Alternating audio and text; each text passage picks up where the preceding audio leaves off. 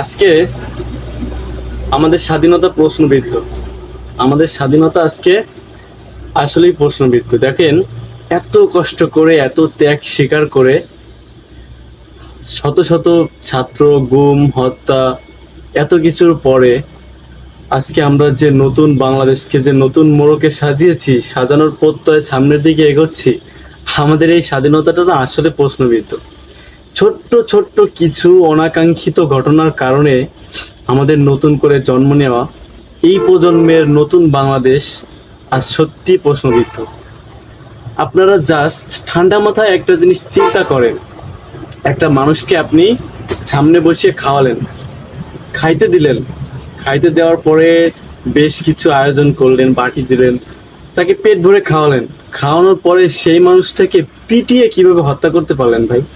বাংলাদেশের থেকে, বাংলাদেশের মানুষ তো আসলে এরকম মেন্টালিটি কিভাবে হতে পারে? বাংলাদেশের মানুষ, বাংলাদেশের পোলাপান, যে জেনারেশনের হন না কেন, আপনি আপনি তো বাংলাদেশি, একজন বাঙালি হিসেবে আপনি এরকম মেন্টালিটির কিভাবে হলেন? আপনি বা আপনারা, একটা মানুষ যতই অপরাধ করুক না কেন, তাকে তো মারার, বা একটা মানুষ ফাঁসিযোগ্য অপরাধ করুক, বাট তার শাস্তি দেওয়ার তো একটা প্রসেস আছে, নির্দিষ্ট একটা প্রসেস আছে। আসলে আমি জাস্ট ওই ছেলেটার চোখে, মানে ও যখন খাচ্ছিল আর ক্যামেরার দিকে তাকাচ্ছিল, ওর চাহনি দেখে আমার চোখের পানি আমি ধরে রাখতে পারি নাই ভাই। বিশ্বাস করেন, ওই মানুষটার চাহনি দেখে আমি আমার কান্না ধরে রাখতে পারি না, আমার হৃদয়ে রক্তক্ষরণ হচ্ছিল। একটা মানুষ কতটা অপরাধ করছে যে তাকে এরকম নির্মম ভাবে মেরে ফেলতে হবে? কতটা অপরাধ করছে?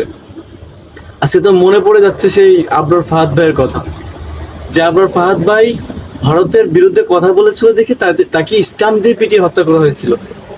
তো একটা ছেলে কতটা অপরাধ করছে আমি জানি না, সে কি করছে, তার অপরাধ কতটুকু, আই ডোন্ট নো, আমার কোনো ধারণা নেই।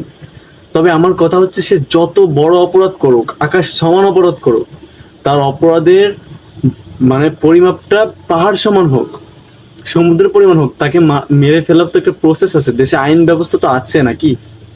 দেশের তো একটা আইন ব্যবস্থা আছে। এখন নতুন করে দেশ সাজিয়েছি, নতুন করে উপদেষ্টা বানিয়েছি, প্রত্যেকটা সেকশনে আমাদের নতুন নতুন হচ্ছে গভর্নর নিয়োগ করা আছে, নতুন নতুন উপদেষ্টা নিয়োগ করা আছে।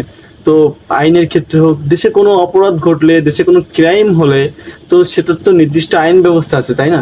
একটা মানুষকে মেরে ফেলতে হবে এভাবে, তাকে খাবার সামনে দিয়ে খাওয়ানোর পরে হচ্ছে তাকে পিটিয়ে, মানে পিটানোর পরে তার, মানে শুধু জাস্ট পা দুটোর আমি ছবি দেখছি, আমি জাস্ট নিজেকে সামলাইতে পারি নাই। কিভাবে সম্ভব? How is possible? এটা কোন দেশে আছে আমরা? এই দেশের এই জেনারেশন থেকে মানুষ কি শিখবে? বহির্বিশ্ব আমাদেরকে ধিক্কার জানাচ্ছে আজকে। এই দৃশ্যটা কয়েকদিন আগে কলকাতার একটা দৃশ্য দেখেছিলাম, একটা মেয়েকে কিভাবে রেপ করেছিল, রেপ করার পর তাকে কিভাবে হত্যা করেছিল। তো এই দৃশ্য থেকে বহির্বিশ্ব যখন বাংলাদেশকে ধিক্কার জানাবে, তখন আমি একজন বাঙালি হিসেবে কিভাবে গর্ববোধ করব? কিভাবে বলবো যে আমি বাঙালি হিসেবে গর্বিত? আমার সেই প্রিয় স্লোগান যে আমি একজন বাঙালি, বাঙালি হয়ে আমি গর্বিত, নিজের পরিচয় দিতে পারতেছি, তো এই পরিচয়টা আমি কিভাবে দিব ভাই? আপনার বাংলাদেশের কিছুদিন পর পর এরকম কিছু অনাকাঙ্ক্ষিত ঘটনা না ঘটাইতে পারলে কি আপনাদের হয় না? মানে কেন? আপনারা সুশীল সমাজ, আপনারা এখনকার হচ্ছে মানে জাগরণী জেনারেশন যেটাকে বলে, তো আপনারা এই ছোট্ট, মানে আপনারা বুঝবেন কবে?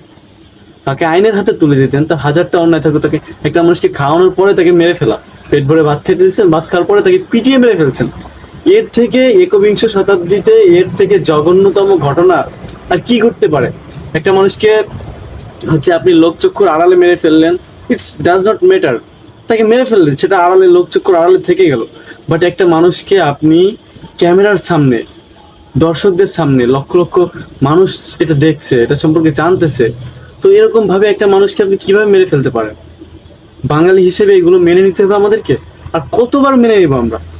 এত যে স্বাধীন স্বাধীন করে গলা ফাটালাম, গলা চিৎকার করলাম, স্বাধীন কই? আদৌ কি স্বাধীন হয়েছে আমার দেশ? আদৌ কি স্বাধীনভাবে ঘুরছে আমার ভাইয়েরা, আমার বোনেরা?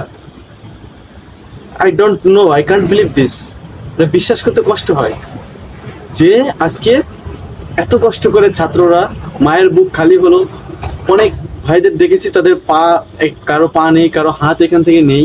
এত কষ্ট করে তারা রাজপথকে না ছেড়ে রাজপথে রক্তর রক্তের বন্যা বইয়ে দিয়ে একটা ডিটেক্টেড সরকারকে, একটা স্বৈরা সরকারকে দেশ থেকে বিতাড়িত করেছে। এত কষ্ট করে এই দেশটাকে পুনর্জন্ম করেছে কি আপনাদের এই সমস্ত যে আপনারা যে অনাকাঙ্ক্ষিত ঘটনা ঘটাচ্ছেন এগুলো দেখার জন্য? এগুলো দেখার জন্য করছে ছাত্ররা বা আমরা করেছি? আজকে বিশ্বাস করেন আমি যে পজিশনে ছিলাম, মানে তখন যখন আন্দোলন চলছিল, তখন যদি মানে আনফর্চুনেটলি যদি ওই ডিটেক্টেড খুনি হাসিনার পতন না হতো, তাহলে বিশ্বাস করেন আমি এই জায়গায় থাকতে পারতাম না। হয়তো আমাকে ধরে নিয়ে যেত, নয়তো গুম করে ফেলতো, কিছু একটা করে ফেলতো। আমি মানে এরকম এখন যে তো স্বাধীনভাবে ঘুরতে সেটা পারতাম না। সো এত কষ্ট করলাম, এত ঝুঁকি নিলাম এরকম বাংলাদেশে এরকম ঘটনা দেখার জন্য। কি যাচ্ছেন আপনারা? এই দেশ, এই দেশের রাজনীতি কি কখনো কলঙ্কমুক্ত হবে না? এই দেশের মানুষের ভিতর থেকে মানুষের যে একটা সত্যিকারের দেশ গড়ার যে একটা প্রত্যয়, এই প্রত্যয় কি কখনো মানে বাস্তবে রূপ নেবে না, বাস্তবসম্মত হবে না?